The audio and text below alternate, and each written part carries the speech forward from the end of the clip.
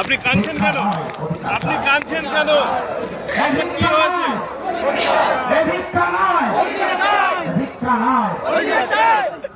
আপনি কাঁদছেন কেন?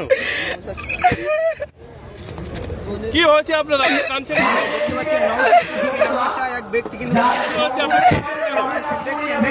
কি হয়েছে আপনার?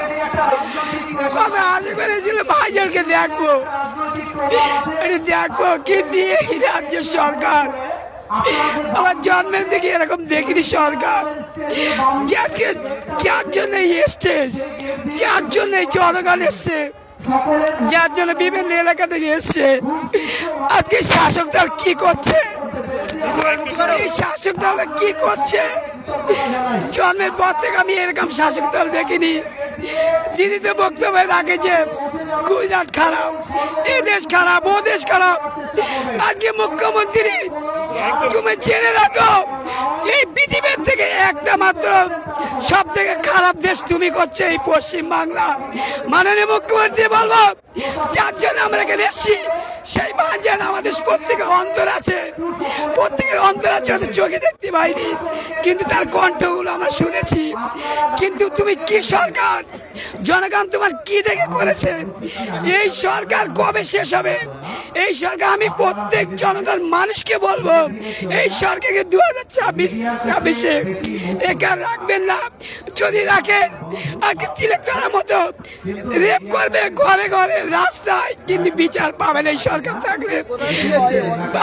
কদম গাছি অনেক কষ্টে এসেছি, খেয়েছি আমরা। আমার কেন এই জীবনটা এরকম শুনে নিচ্ছে, যার জন্য স্টেজ তৈরি করা হয়েছে তা সে এখানে উপস্থিত নেই। তাহলে কি সরকার?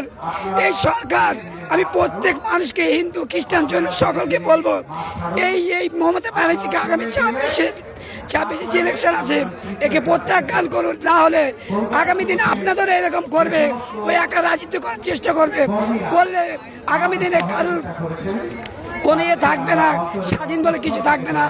স্বাধীন যদি হতে হয় মমতাকে সরাতে হবে, মমতাকে না সরালে এইভাবে চলতেই থাকবে, মানুষ কোনো সুরক্ষা পাবে না। আমরা আজকে ছোট ভাইকে দেখার জন্য এসেছিলাম, যার জন্য এইসব এত অ্যারেঞ্জমেন্ট। কিন্তু এমন এই নির্লজ্জ সরকার, মাননীয় মুখ্যমন্ত্রী ওনাকে 14 তলা থেকে যেন জনগণ আগামী যেন নামায় সেই দোয়া করবো। আর প্রত্যেক হিন্দুদের বলবো আশীর্বাদ করবেন। আগামী দিনে নওশাদ সিদ্দিকী আপনাদের হয়ে লড়বে, প্রত্যেক জাতির হয়ে লড়বে। এই মমতা বান্দায় এ শওকত মোল্লাকে বলেছিল তুই বোমবাদী, শোকে দায়িত্ব দিয়েছে। এ সরকার শুধু তোমার বোমবাদী নিয়ে কাজ, এ সরকার লুটের কাজ। আজকে জনগণ পিছনে নেই, সরকার শুধু লুটে ভোটগুলো দিয়ে করছে বলে জিতে আছে।